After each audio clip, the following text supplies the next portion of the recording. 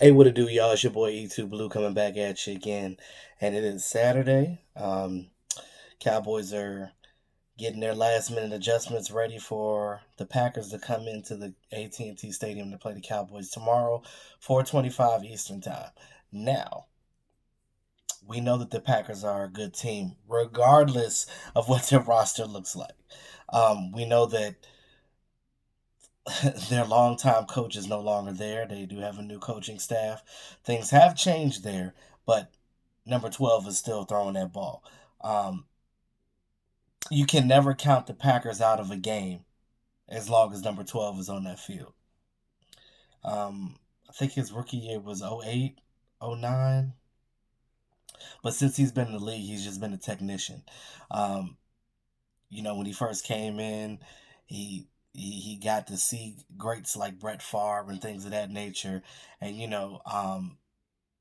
he basically was good for the Packers from the beginning. And once he got that playbook down, and once he learned that offense, him and Tom Brady will forever go down as two of the best quarterbacks in the league. Now, Aaron Rodgers is the type of guy that he just can just diagnose defenses. He knows how to beat you. And don't let you be a young guy not knowing what you're doing. He is going to exploit you all day. Funny story before I get into the video. Um, Danny McCray, you guys know Danny McCray.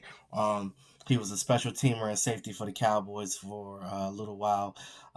During the, I think it was like 2011, 12, 13, and 14, those early years. It was around when Barry Church was both playing. They were both playing for the team. Danny McCray also went to the Bears, and he came back to the Cowboys, and he retired. Now, he was a good special teamer for us. He'll tell you that was his bread and butter.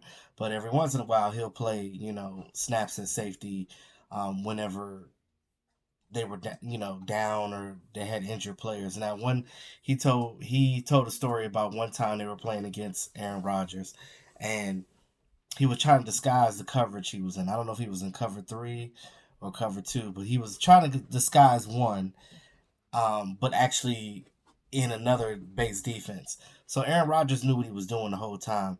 He tried to fake like he was going to the middle of the field, but the receiver was on the outside. And basically, he said Aaron Rodgers winked at him, and he threw the ball to the receiver that he was supposed to cover. And that guy had a completion for a touchdown. It's crazy because it's like, Aaron Rodgers will make you look like a fool. And you got to know what you're doing out there. And our corners and our safeties definitely have a tall task. Even though they don't have Devontae Adams playing because he's, dealing with his turf toe. And I'll explain that in the latter part of the video. Now, as we talk about the Cowboys versus the Packers. Now, they are not division rivals, but you look at the rivalry between these two teams, and it's huge. It is huge. It dates back to the late '60s with their rivalry. Back in the day, though, the Packers players and the organization, they were always afraid to play the Cowboys because they always had a dominant roster. With the emergence of the Great Wall of Dallas and the Doomsday Defense and all the great things that the Cowboys had during their Super Bowl years. Now, you look at today's time with Aaron Rodgers being there, and they've pretty much gotten the best of the Cowboys for the most part. Now, Dak Prescott did win at their stadium, though. Now you look at Aaron Rodgers' record at AT&T Stadium. He has never lost a game in AT&T Stadium since he's been the quarterback. But that's gonna change tomorrow, y'all. That's gonna change tomorrow, um, because I think that loss to the Saints really put a fire up under these Cowboy players' ass, and they are at the point where they're like, all right, well, we're not gonna drop two in a row. Our defense played well. Robert Quinn had a great day. Um, but individual stats don't matter if you don't win.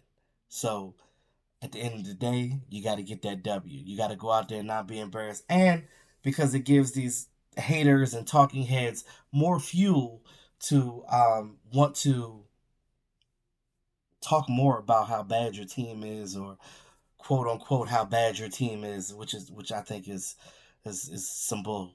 But anyway, Um, let's look at the Packers offense, and we'll talk about their defense as well. Now, when we'll talk about their defensive guys, the law firm of Smith and Smith, um, Zadarius Smith and Preston Smith. You guys know Preston Smith because he's a former Redskin. Now, they're not related, obviously, but these Smith guys are their two best pass rushers, and um, with Tyron Smith being out and Cam Fleming taking over, Cam Fleming definitely has to come in there and basically play his butt off. And he's going to have to show the Cowboys that he can hold up the task, because the disadvantage the Cowboys will have without Tyron being there is this. If Cameron Fleming can come in there and hold down the fort and do his thing, great, great. The Cowboys can continue with their game plan. But if Cam Fleming doesn't fit the bill and he doesn't do what he needs to do, he doesn't block correctly, they're going to have to slide a tight end over there, and that's going to skew the way that they play call in this game. So it's going to be things that they're going to have to change in the play calling. They're not going to be able to go as aggressive if Cam Fleming needs help. Remember, and I hate to bring this up, remember the days of Chaz Green when a no-name defensive guy by the name of Adrian Claiborne had 5 sacks on Dak Prescott in one game when he was with the Falcons, and then didn't do anything else after that. I don't even know if he even plays anymore. But anyway, Chaz Green is no longer here. Cam Fleming is not that guy. He's not that bad. He definitely played on a Super Bowl team. He was with the Patriots.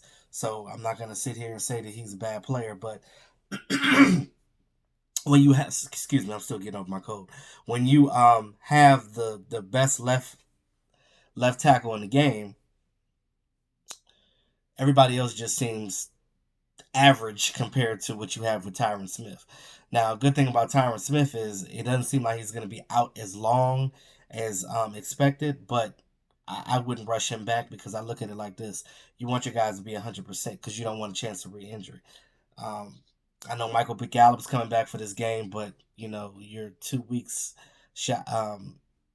past since you had your surgery and you had your knee cut open. So, I mean, they said he's running hard and cutting, but, I just fear, rushing injuries. Like, I'm never a fan of that. I know that you want to win and get in there, but the whole thing is when you provide depth on your team, the next man up is supposed to be able to not necessarily do what the starter did, but be able to compete at a level where it's not a tremendous drop off, because that's what you don't want. As far as the defense go, we know they're 26 in the league in the run game, so we are a great running team. But I look at numbers, but I don't look at numbers, because sometimes a team will play you different. You know what I mean? Like, the numbers might say one thing, but then they do totally different. You're like, oh, I thought they couldn't stop the run. Here they go stopping the run. So, and it's just all because I feel like everybody plays the Cowboys hard.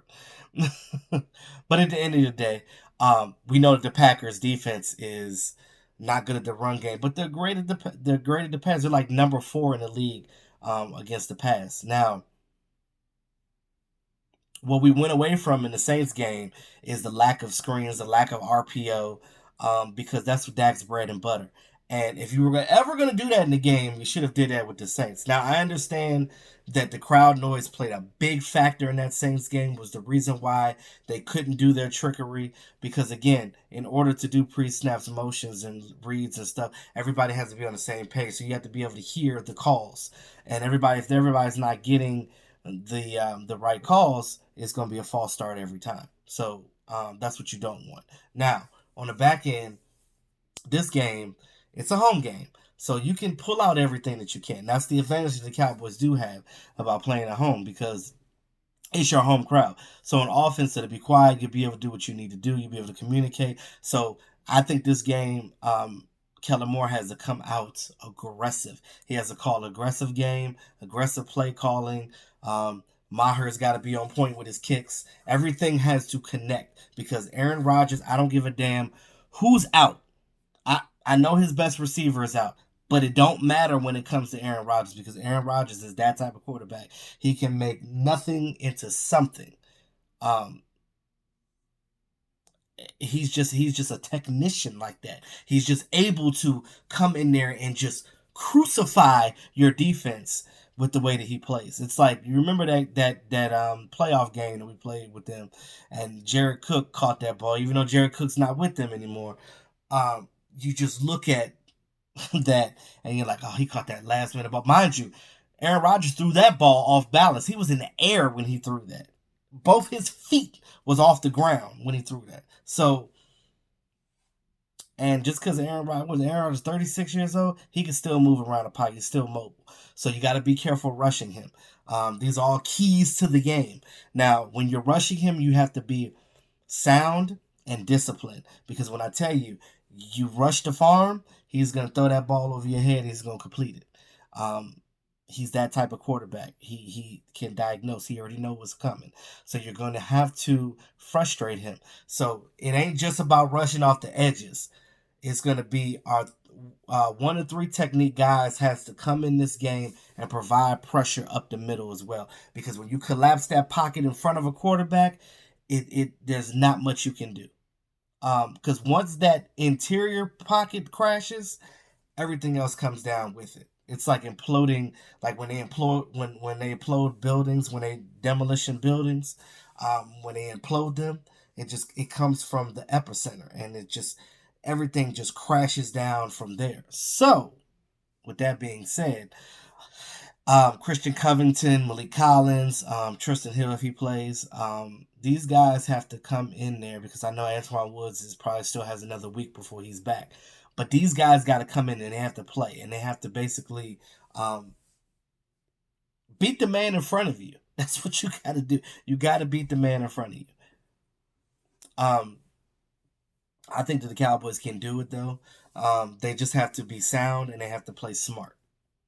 Play smart, play fast, and get them out of there. Don't play around with this team, because, again, when you make mistakes, if you fumble and you doing this and you doing that, and you getting 3 and outs, all you're doing is giving Aaron Rodgers more time to do Aaron Rodgers things. Aaron Rodgers magic is real. And you guys, everybody knows that. There's no secret. There's no secret. He's one of those few quarterbacks in the league that can just take over a game regardless of what he's got going on. Him and Brady are the two best at that by far. I look at it like this. I said this about our defense, our back end, with our corners, backs, and safety. I said this in the beginning of the video. Even though Devontae Adams is out, they still have some tall receivers. And then remember, guys, they got Jimmy Graham, and I know Jimmy Graham was a shell of what he was when he was with the Saints, and maybe Seattle too. But you look at Jimmy Graham, and he's still a 6'5" guy. He's still a tight end that's a red zone threat. I think he has like 3 touchdowns this year. His passing yardage is low because they're using him in the red zone. You back shoulder fade to him. I feel like Aaron Rodgers created that. He was the master at that back shoulder fade. So again, at the end of the day, you got to stop Jimmy Graham in the end zone. They have you look at their wide receivers. They got Marquez Valdez-Scantling, a 3-letter name, 3-word name. Now, say that 5 times fast. Marquez Valdez-Scantling. They call him MVS. That's what they call him. He's 6'3". I think Geronimo Allison is 6'3". Both of those guys are, I would say, average guys in the league, but they're still NFL players. They're still guys that, remember, Aaron Rodgers is a guy that can take an average wide receiver and elevate him. Because remember when Devontae Adams came out, he wasn't nowhere as good as he is now. Again, a quarterback has the ability to elevate their receivers to ways that other quarterbacks cannot do. Because it all comes to that rapport, and you knowing that wide receiver, you knowing what their capabilities are, what they can do, what they can't do, things of that nature. Now, like I said, these guys are 6'3". I know that Byron Jones can jump. We know he can jump high. He Guinness World Record guy. He can do that. But it's going to be a tall task for Chidobe Awuzie and Jordan Lewis and Xavier Woods and these guys when these DBs are and Anthony Brown, and going after these guys because again, you don't want them to get the best of you because once Aaron Rodgers get comfortable, you done lost the game. That's it. Ain't nothing you can do about it. You just kind of just gotta just take the good with the bad. So our defense has to apply that pressure. Be smart about applying that pressure because, like I said, don't sell the farm. You sell the farm, it's gonna be a 50-yard touchdown or more. Um, I'm not worried about their ground game. I think their Aaron Williams, I think it was, he was the one that got injured in the Eagles game. I don't know if he's back yet, but they don't, they've been a team that's been predicated on changing the way that they play, and to give Aaron Rodgers a break, basically, like provide more of a running game, but they don't really have that.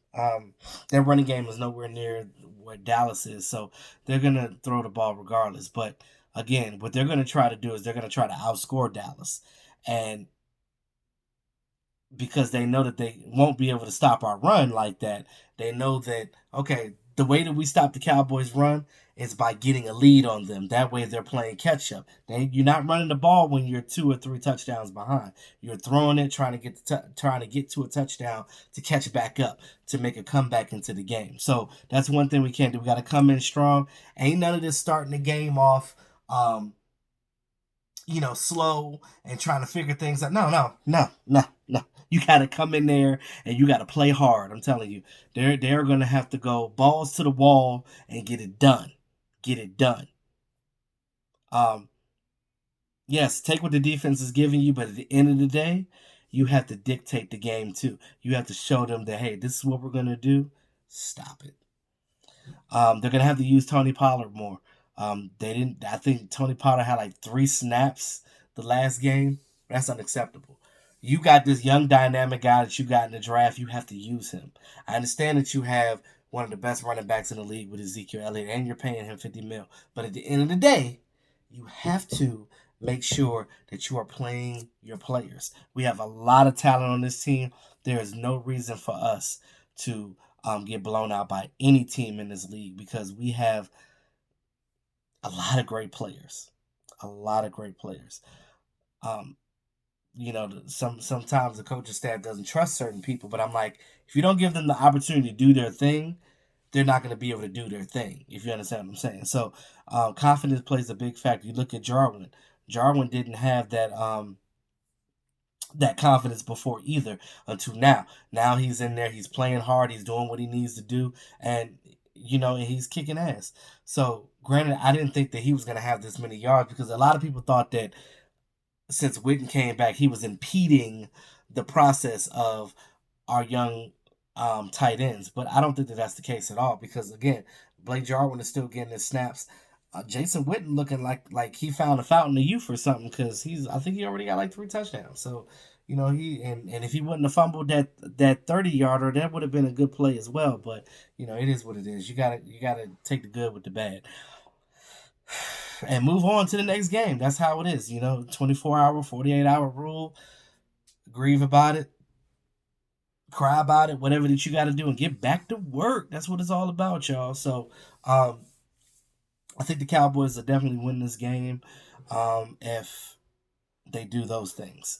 You gotta figure something out with Aaron Rodgers. You can't let him go off because as soon as he gets comfortable, that's it. Um, I was chatting with Sandman earlier. Shout out to Sandman. He was in my DMs earlier, and he was asking me. He was saying he was like, "Yeah, I miss David Irving for playing the Packers because he always played good against the Pack." Yes, David Irving was a Packer killer. But again, we got Robert Quinn now. I think that we're going to be fine.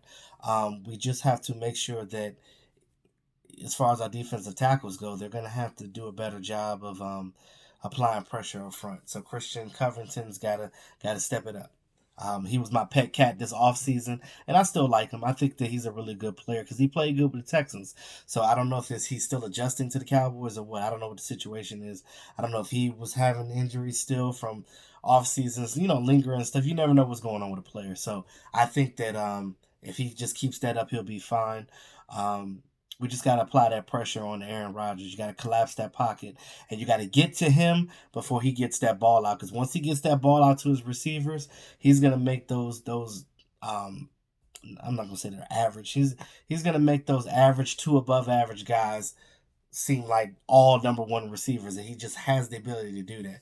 Now, again, everybody's happy that Devontae Adams is out, but you still got to play your cards that are dealt to you. Now, we do have Michael Gallup coming back, like I said in the beginning. Um, I was never one to rush injuries, but again, I'm Britt Brown is amazing. Their athletic trainer. He's been getting these guys on point and getting them back from injury. So shout out to Britt Brown and the athletic strength and conditioning coaches for the Dallas Cowboys. They're out there doing their thing. They're getting these guys back up and running and like a well-oiled machine. So I think that Michael Gallup plays a big role in that because he's come along now in his second year in the league. And granted, he hasn't scored a touchdown, but he's got a lot of yardage. So if he continues that and be able to catch the long balls, that takes the pressure off of Amari Cooper, and that way him and Randall Cobb can eat as well. I think that Randall Cobb might have a good game against his old team because he's got something to prove. So you already know how that goes. So I'm curious to see how Aaron Rodgers feels for real about Randall Cobb being on the enemy side this time. So so all in all, I guess game predictions I will say is the talking heads would tell you, well, I agree with this one, that the Cowboys are probably going to have to score a lot to win this game because you know that Aaron Rodgers is, when he gets a chance, he's going to throw a dart. And so if it ends up having to be a shootout, I still see the Cowboys winning 34-28. So that's my score prediction. Not 38, 34-28 Dallas Cowboys. Some people think that the game's going to come down to a field goal with Maher, and I hope not because that will leave. I'll probably get a heart attack if that happens because we already know how inconsistent Maher is. It's like it's crazy. He makes long, he makes long field goals, but the short ones he misses. I don't get it. I really don't understand it. It doesn't make sense. It is what it is, though. It is what it is. Um, Thanks again, you guys. My subscribers, you guys have been amazing. Those of you, this is your first time hearing about me or seeing my videos, go ahead and hit that subscribe button, hit that notification bell so you know when new content comes out. So I'm going to continue these keys to victory every week. This is a weekly thing. So let me know what you guys think in the comment about this game. Whether you're a Cowboy fan, Packers fan, or a fan of another team, whatever the case may be. But it's your boy E2 Blue, always keeping it real. Let's get ready for game day tomorrow. Oh yeah, I'm gonna try to do a pregame live stream tomorrow before the game, so you guys can chat with me and get some of your ideas on what you think is gonna happen in the game and how you feel about the Cowboys going forward. But like I said, with that being said, it's your boy E2 Blue, always keeping it real. Talk to y'all later.